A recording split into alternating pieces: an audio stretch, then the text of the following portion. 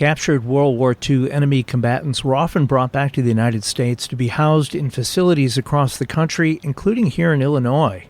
Today we're discussing Chicago's World War II POW camps. I'm Tommy Henry, and this is the Chicago History Podcast.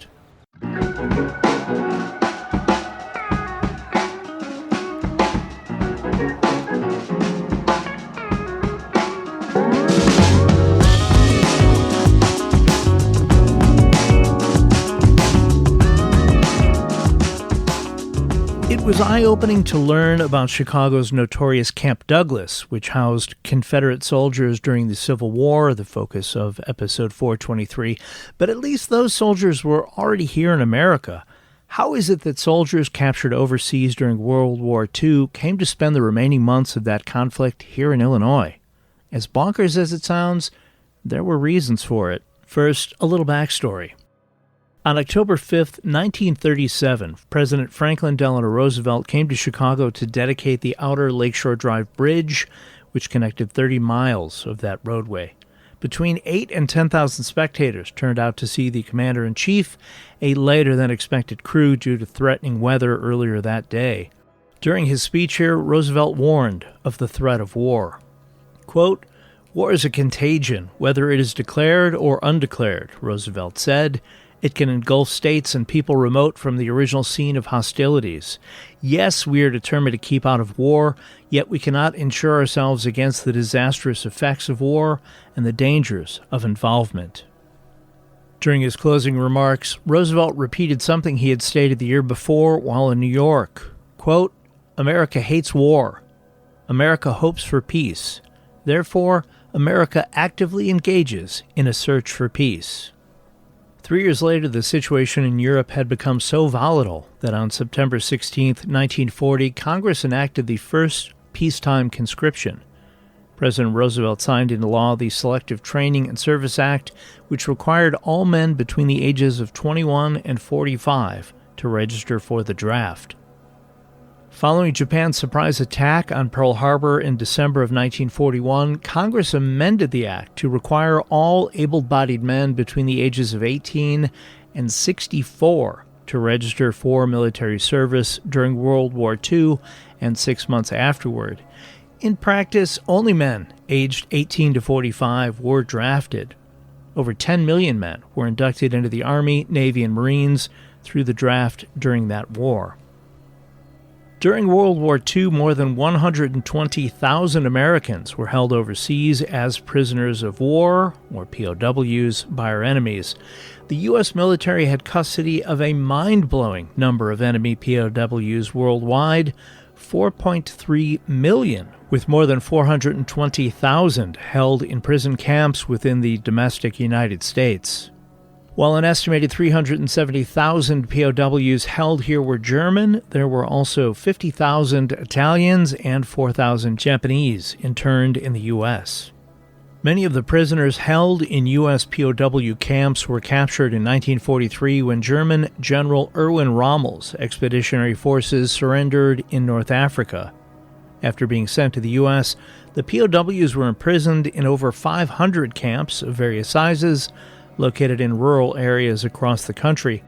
These camps were located mainly in the South, Southwest, Great Plains, and in the Midwest.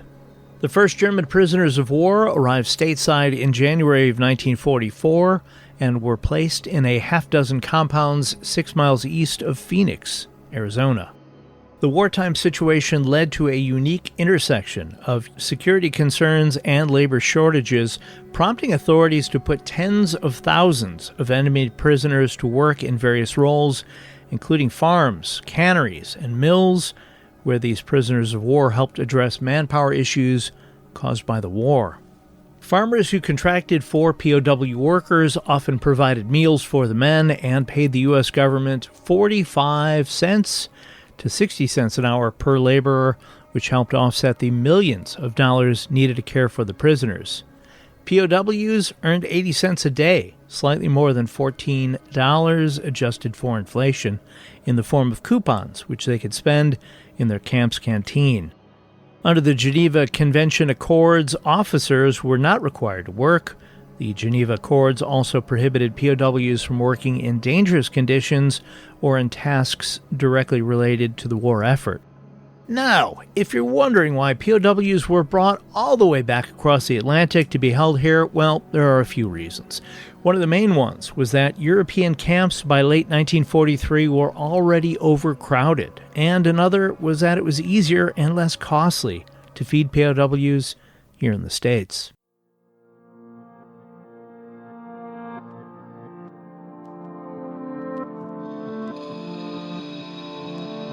One of the largest POW camps in the Chicago area was at Fort Sheridan in Highwood, Illinois, roughly 29 miles north of downtown Chicago. And because Chicago, nepotism played a hand in the design of Fort Sheridan. Brigadier General Samuel M. Halliburtt, Quartermaster General of the Army and the person in charge of hiring architects, awarded the project to his son's firm, Halliburtt and Roche. Now, I realize that Halliburtt and Roche is considered one of Chicago's most influential architecture firms, but this is such a Chicago way to get a job. Halliburtt and Roche designed 60 buildings for Fort Sheridan, which were constructed between 1889 and 1895, using approximately 6 million bricks made on site using clay acquired from the nearby bluffs. During World War II, Fort Sheridan was one of 4 recruit reception centers in the country, processing thousands of U.S. recruits as they readied for war. Fort Sheridan later became the administrative control headquarters for prisoner of war camps in Illinois, Michigan, and Wisconsin. 15,000 prisoners were processed at Fort Sheridan during 1944 and 45, with many sent to other Midwest camps. Roughly 1,300 prisoners, many captured during fighting in North Africa, were held at Fort Sheridan. During both the Korean and Vietnam conflicts, Fort Sheridan once again served as a processing center for military personnel. By 1975, Sheridan had the largest military and civilian contingent in its history, but by the 1980s, numbers dwindled to 1,400 military personnel, down from a peak of 5,000. Although Fort Sheridan was among the first to be shuttered during the initial round of military base closures in the late 1980s, training and administrative activities continued until the end. Importantly, Fort Sheridan actively supported the Desert Shield and Desert Storm programs by mobilizing active, reserve, and National Guard units for these conflicts. Fort Sheridan was officially closed by the Army on May 28, 1993. As for the care provided to enemy prisoners held in the U.S. during the war, Robert C. Doyle, author of the 2010 book The Enemy in Our Hands, America's Treatment of Enemy Prisoners of War from the Revolution to the War on Terror, shared his thoughts on the subject. The Americans now had the Hague Convention, in addition to their own General Order 100, to guide the treatment of their German prisoners. Other cultural factors may have played a role as well. From colonial times onward, the United States was home to huge numbers of German immigrants, from the Lutherans in New Sweden, now called New Jersey, in the late 17th century, to the 48ers fleeing Germany after their failed revolution against the powerful Prussians in 1848. German units fought in the Union Army in the Civil War. German Americans took pride in a strong German press, had strong German religious faiths, and excelled in business and civic pursuits in states such as Pennsylvania, Wisconsin, Missouri, Minnesota, and Illinois. Americans and Germans had not been enemies on the field of battle since the Revolution. Politically, Americans had enjoyed a peaceful relationship with Germany since 1785, when Prussia and the United States signed their first agreement. Politically, Americans had enjoyed a peaceful relationship with Germany since 1785, when Prussia and the United States signed their first agreement, the Treaty of Amity, which contained provisions against using prison hulks such as those employed by the British during the Revolution. After the signing ratification of the treaty, no state of war came to pass between the U.S. and Prussia until 1917, when Prussia evolved into Imperial Germany. Nonetheless, the Treaty of Amity theoretically remained in force regardless of the chaotic state of international politics. The real benefit was that both nations' POWs had solid protection in the form of an old and endearing treaty, General Order 100 from 1863, and a new one, the Hague Convention of 1899 and 1907, rather than depending solely on the whim of the captor or on the usual customs and traditions of war. Captured German soldier Hans Wecker, who was housed at Fort Robinson in Nebraska, claimed that life in the camps was an improvement over the cold water flats of Germany. Quote, "Our treatment was excellent. Many POWs complained about being POWs, no girlfriends, no contact with the family, but the food was excellent and the clothing adequate."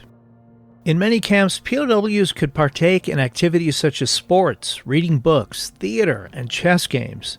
They could also read newspapers, once they were edited so as not to convey delicate information.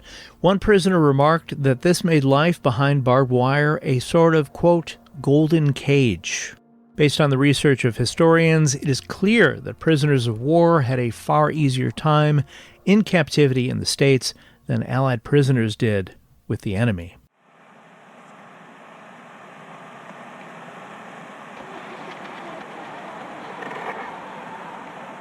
Also to the north of the city was Camp Skokie Valley in Glenview, Illinois, roughly 23 miles north of downtown Chicago.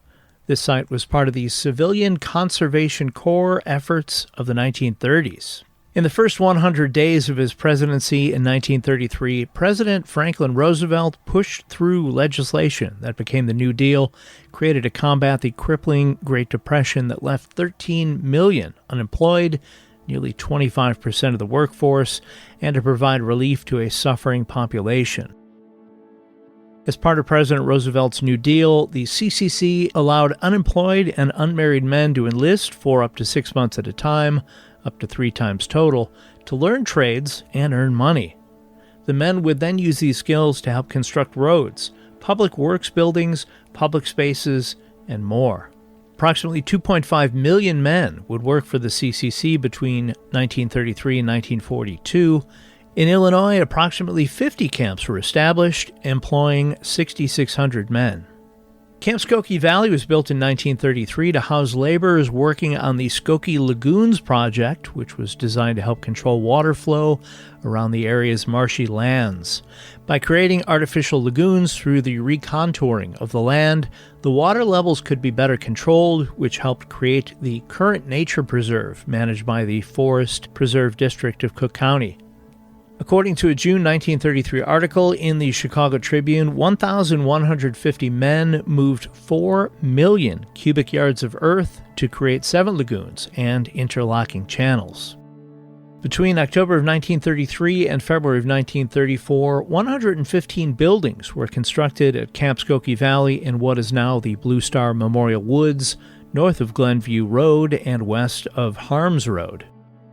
The buildings could accommodate 2,000 Civilian Conservation Corps workers, one of the largest CCC outposts in the nation.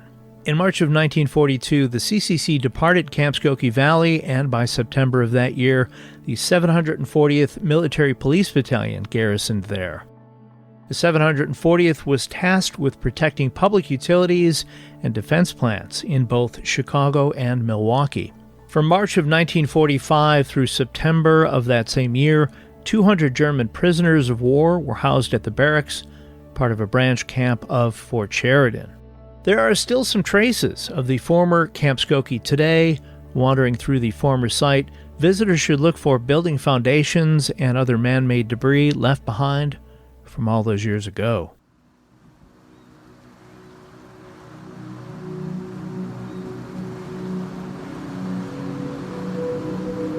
One of the other large detention centers in Illinois was Camp Grant. Located roughly 5 miles south of Rockford, Illinois, Camp Grant was established in 1917 and became one of the largest military training sites in the United States during the First World War.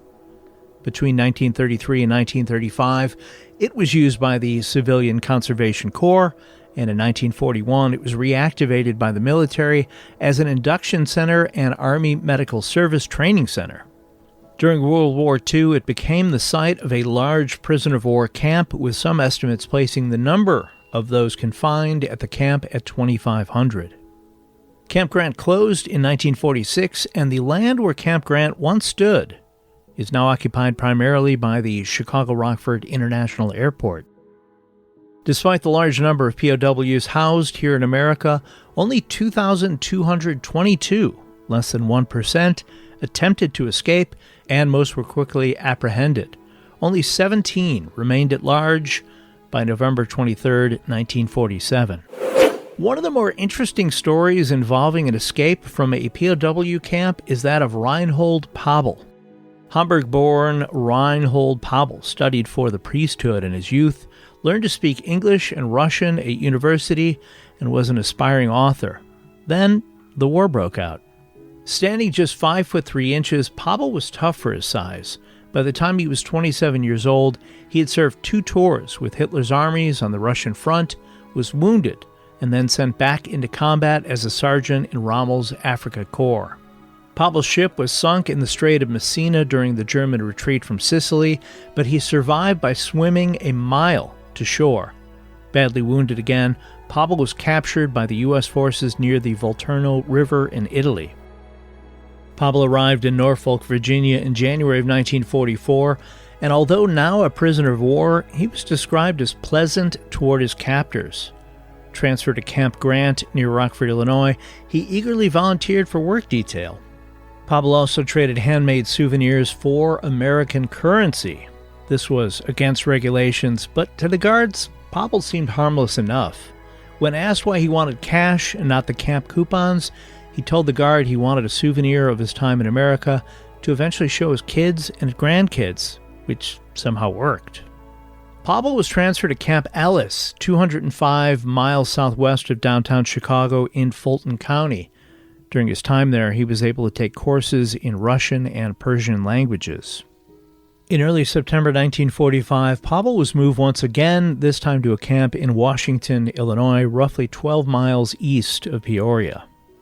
Camp Washington was in operation from July of 1944 to the fall of 1945 and housed 243 prisoners, with most of them put to work harvesting crops at local farms or assisting at the nearby Libby Canning factory.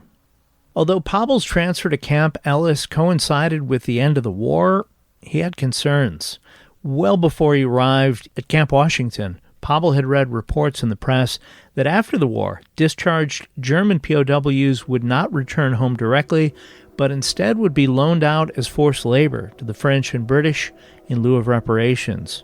According to Poble, quote, "This was not a very pleasant prospect for anybody who had already wasted several years of his life in military service." As he longed to be truly free again, on September 9th, 1945, Poble made his move. He had managed to save up $15. He dyed his prison uniform pants blue to cover the PW lettering, which would alert anyone that he was a prisoner of war. He had a rough idea of the roads of Illinois and figured the best place to hide from the authorities would be Chicago. Sneaking out of the camp, Poble made his way to Peoria, where he managed to find a bus stop with transport to Chicago. The first night in the city, Poble slept under a bush in Grant Park. Gradually, he began to feel confident he had gotten away. He searched for work, telling people his name was Philip Brick.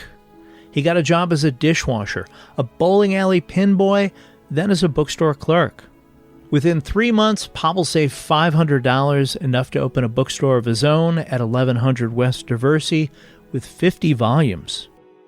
In 1949, he opened the Chicago Book Mart at 1021 and a half Argyle Street, growing his collection to 10,000 volumes. In 1951, he fell in love with a customer, and they got married and had a baby boy. All was going well for Poble until March of 1953, when federal agents entered his bookstore and took him into custody. Until that day, only 6 of the 2,222 World War II POWs who escaped in the U.S. were still at large. Now, there were just 5. After his arrest made the news, a Dallas attorney named Paul Lindsay contacted authorities. Lindsay wanted to speak on behalf of the German.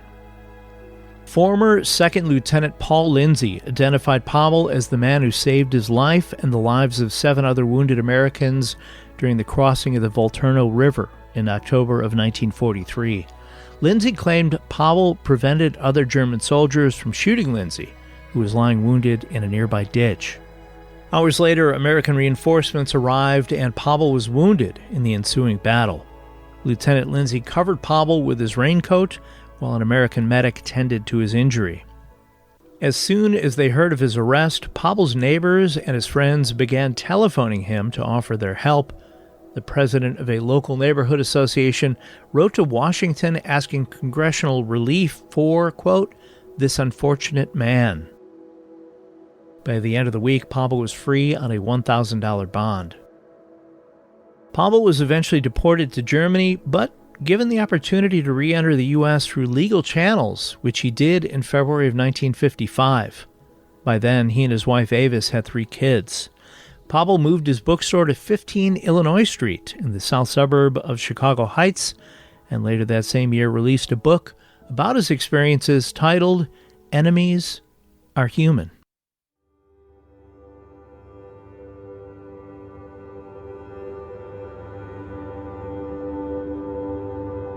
In May of 1942, with the U.S. fully involved in World War II, the Navy requested the immediate clearance of the 360 acres east of Wilkie Road and south of Central Street in suburban Arlington Heights for an auxiliary air training field for the Glenview Naval Air Station. The construction of an airplane hangar and housing for a ground crew of 100 to 150 men began in January of 1943. Called Arlington Fields, the airbase became a POW camp for 75 German prisoners in May of 1945. The men were assigned to work at the Glenview Naval Air Station, performing heavy labor, working on the grounds maintenance, and assisting in the operation of the mess hall. When the Navy prepared to release the airfield in 1946, the Arlington Heights Chamber of Commerce planned to annex the land from the government. Instead, the Army took over the property for a Nike missile defense base, one of 22 in the Chicago area. By June of 1961, the Army Nike base on Central Road was manned by an estimated 1,000 soldiers of the 45th Artillery Brigade Air Defense. Just a little more than 10 years later, half of the remaining 183 men stationed at the base were moved to Fort Sheridan, and 5 buildings were emptied. The Arlington Heights Park District was eventually able to acquire most of the property, returning it primarily to a green space, as well as the 90-acre Arlington Lakes Golf Club. The 85th U.S. Army Reserve Support Command still has offices on the site.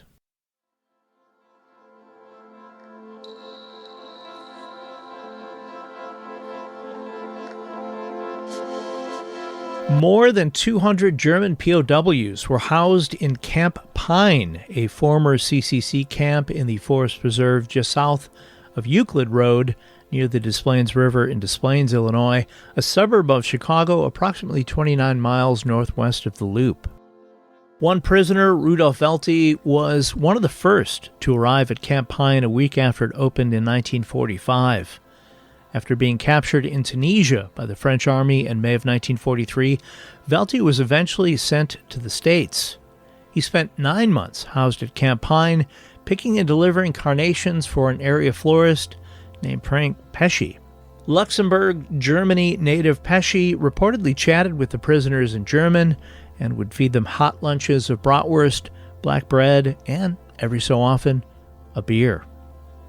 In February of 1946, Rudolf Welty was sent home to Germany, where he got married, had 4 children, and opened a bakery. Welty made his first trip back to the United States in 1996, more than 50 years after leaving. With his wife Elizabeth by his side, the retired 77-year-old returned to the site once occupied by Camp Pine to look around. While all that remained then was a rusty flagpole, he remembered his time there. Welty talked of playing soccer with his fellow POWs, being well-fed, and socializing with American guards and local families. He also wanted to meet the family of Frank Pesce, a man he considered a friend. As he walked around the garden center with Fred's son Frank, Welty buried his face in fresh carnations, thinking back to all those years ago. Welty called his days as an American captive, quote, the good life. Pesce's Garden Center is now a third-generation run 7-acre plant and flower nursery that still operates in Des Plaines on the site of what was Camp Pine during the war and is celebrating their 100th year in business in 2024.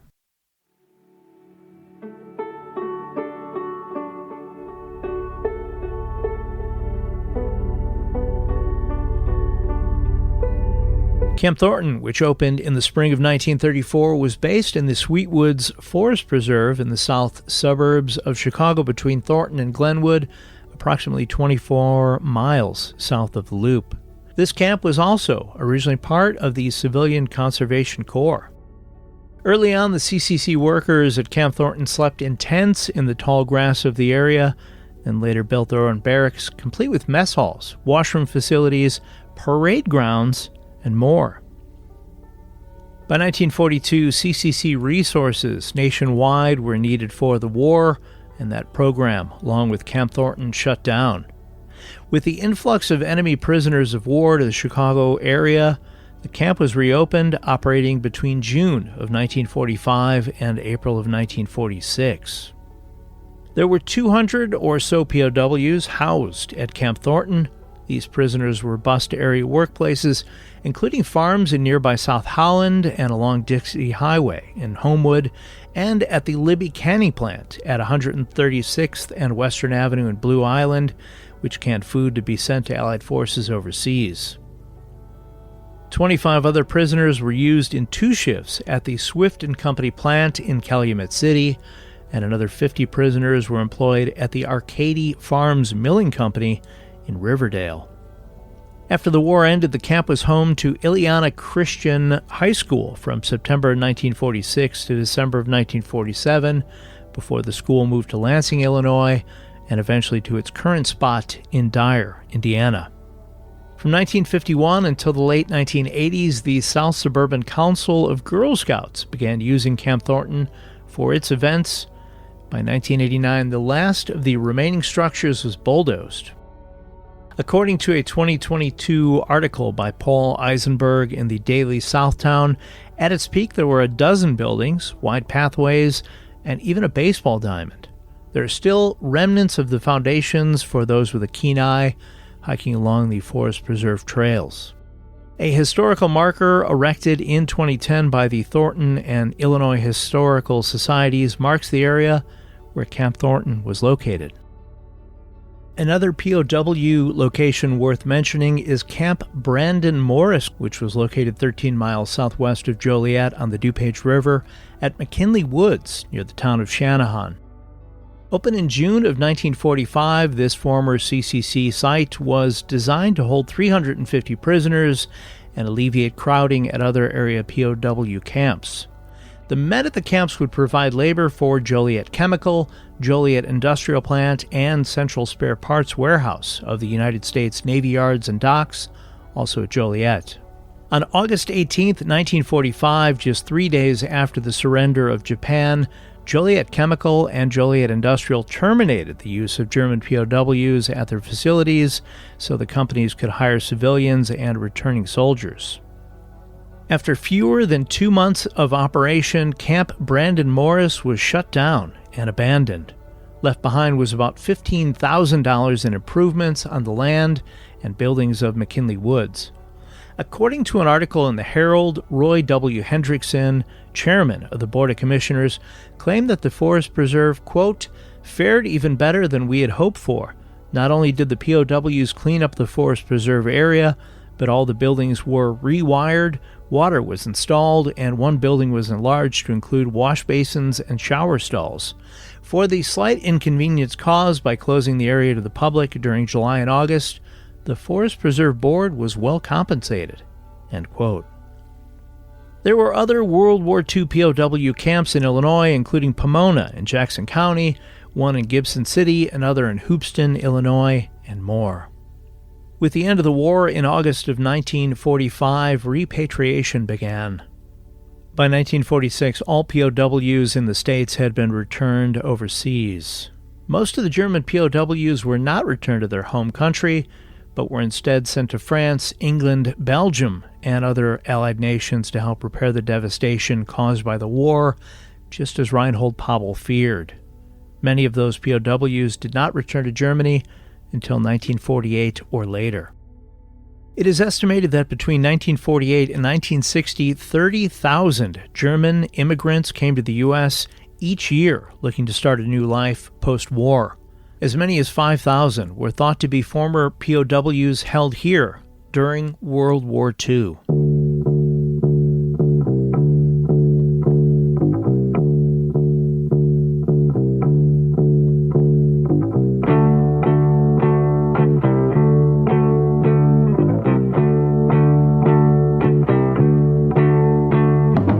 Today's episode about Chicago's World War II POW camps was researched, written, narrated, and edited by me, Tommy Henry.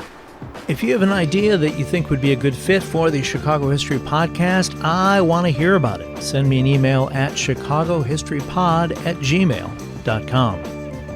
I have links to some of the books I used in researching this episode in the show's notes. As always, any of the items you purchase through those links, not just the ones I've listed, may generate a small commission and help offset the cost of making this podcast at no additional cost to you.